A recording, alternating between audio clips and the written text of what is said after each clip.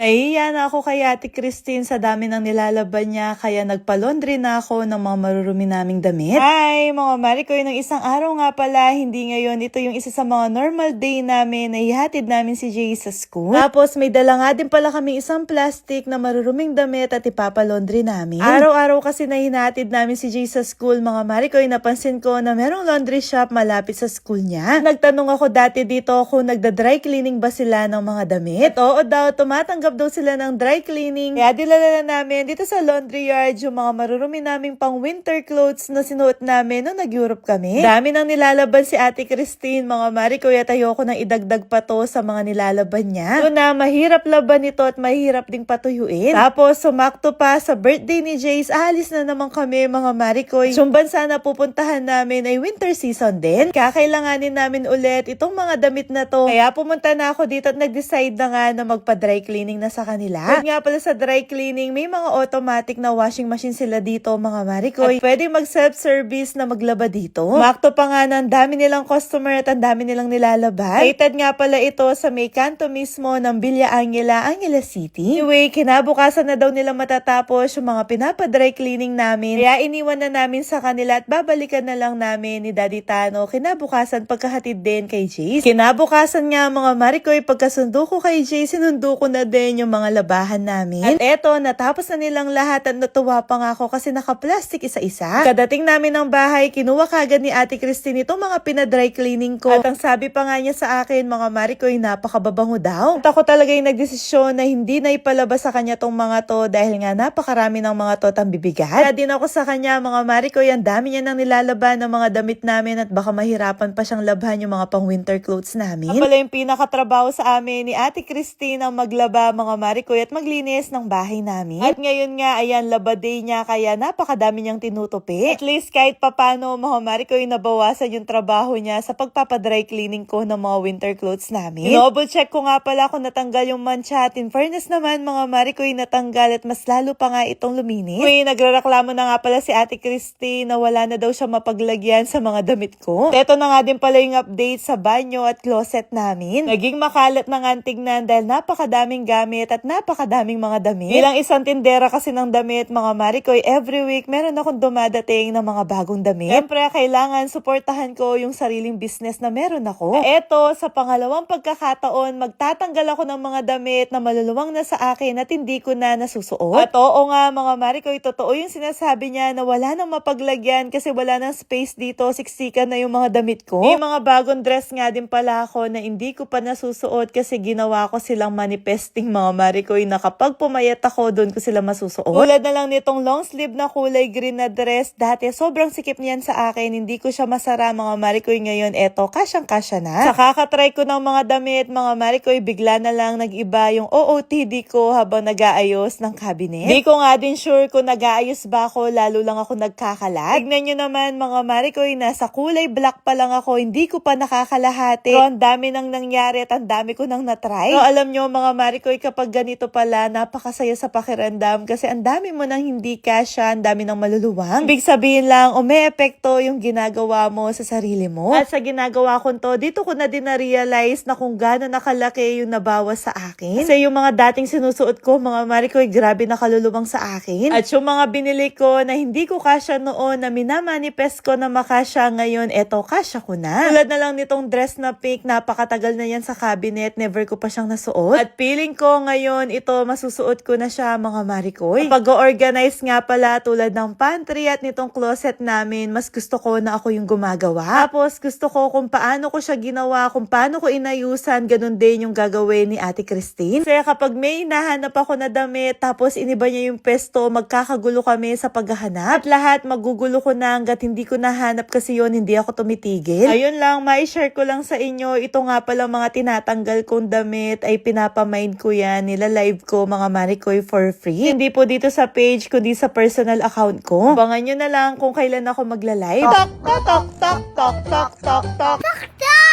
Again.